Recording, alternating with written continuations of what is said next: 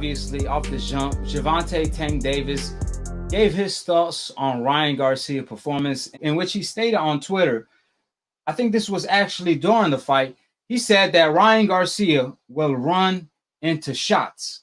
Then he stated, "See, I told you so," the moment Ryan Garcia got dropped.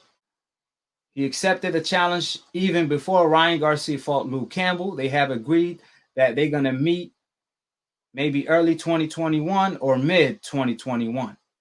Obviously, Ryan Garcia asked the whole stadium, "Who do you guys want me to fight next? Is it Tank? Is it Devin?" And obviously, majority were screaming out Tank.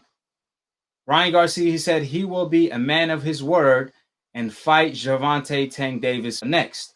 So we got to give Ryan Garcia his props as far as his victory first. Congratulations to Ryan Garcia for a spectacular knockout victory. Obviously, Luke Campbell fought the likes of Lomachenko and Linares. They managed to drop him. However, they couldn't finish him. Ryan Garcia got the job done. Yes, he received a hiccup in the process because he got dropped himself in the second round. But nevertheless, it was still impressive to see Ryan Garcia put Luke Campbell out. I told you guys leading up to the fight that I was picking Ryan Garcia to win by knockout because I felt like stylistically, Luke Campbell is tailor-made for Ryan Garcia. Luke Campbell is a long, tall, rangy fighter that fights from a distance.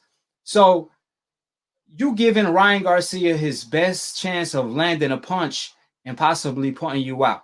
Ryan Garcia kryptonite is the inside. He's not comfortable to fight in the inside. So that's where you got to take it. And Luke Campbell himself, that's his kryptonite as well. So they were pretty much stylistically, they made for each other. And Ryan Garcia prevailed. But nevertheless, Gervonta Tank Davis thought otherwise. He saw a lot of chinks in Ryan Garcia armor. Obviously, Ryan Garcia did not have a flawless performance tonight.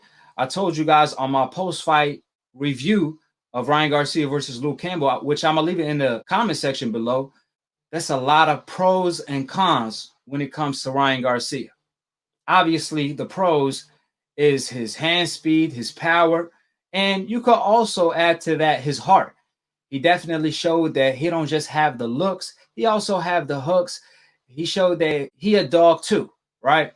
Now, the cons, man, I got a whole list of cons, which is obviously you could start off with his foot positioning. Ryan Garcia foot positioning.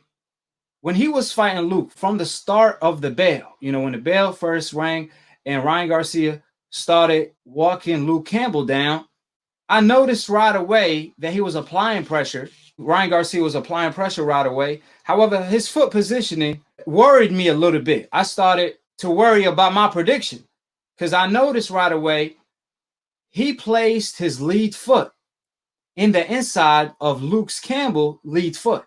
Now, you might think that's not a big deal, but when an orthodox fighter fights a southpaw, if you're going to put your lead foot in the inside of your opponent, then you are going to be sustainable for that left hand by that southpaw.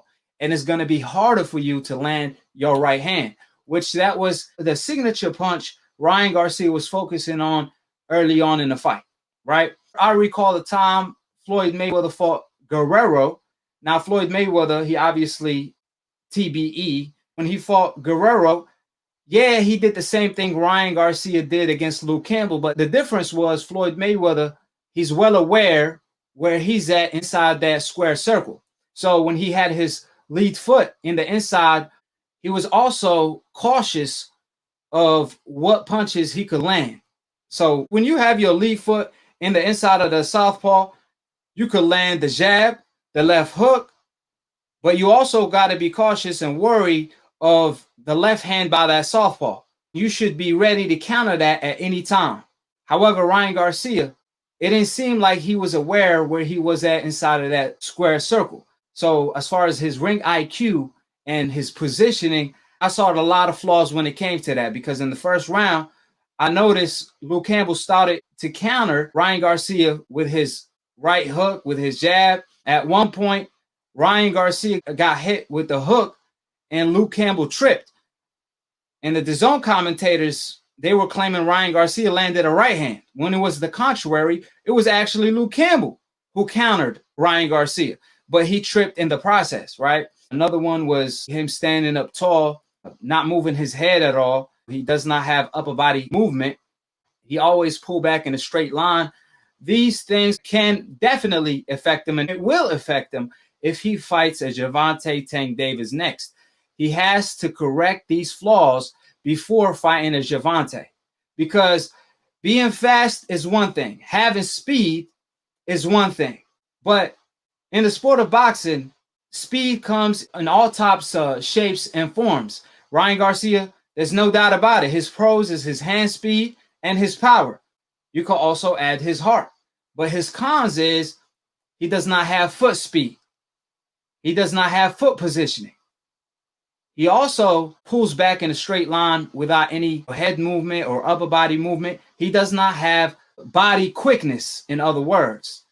These things can affect him against a guy like Gervonta, because unlike Luke, who Ryan was able to catch him with that left hook eventually when he countered Luke on left hand, Gervonta Tank Davis is going to be able to slip and roll under Ryan Garcia left hook and maybe go in the inside and catch Ryan Garcia with something big. So these flaws have to be corrected. Ryan Garcia has to work with Canelo Alvarez's trainer and improve his defense, his foot positioning. You don't have to have the fanciest footwork in the world. You don't have to have a Manny Pacquiao type of footwork. I'm not asking Ryan Garcia to have an Ali type of footwork or even a Floyd Mayweather type of footwork. However, you have to position yourself fighting your opponent, because Ryan Garcia was leaving himself open for all type of shots. And we saw that tonight against Luke Campbell when he got dropped in the second round, pulling back straight away, having his lead foot in the inside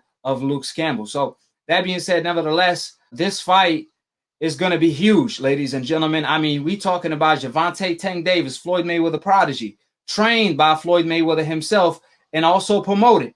Ryan Garcia, the second coming of Oscar De La Hoya, supposedly. And Oscar De La Hoya is his promoter, a former Floyd Mayweather opponent. Canelo Alvarez is his trainer partner. And Canelo trainer is Ryan Garcia trainer. So the storyline is crazy. The buildup going to be crazy. All access is going to be fireworks. And the fight itself will be even more fireworks. So this is the fight to be made. Obviously, Ryan Garcia made it clear that's who he wants next. So that's who we're talking about for right now. We're going to dive into Devin Haney in a few once I pick up a few calls. Hold it. You're not that pretty. I'm a bad man. Wait. I shook up the world. I shook up the world. I shook up the world. I bear witness there's only one God, Allah, and Muhammad is his final messenger. That's what I said, Larry, on the Bungle fight. Thanking you. They call me the problem, but you could call me the can man, because anybody can get it. Africans, Americans, Dominicans, Mexicans, anybody can get it.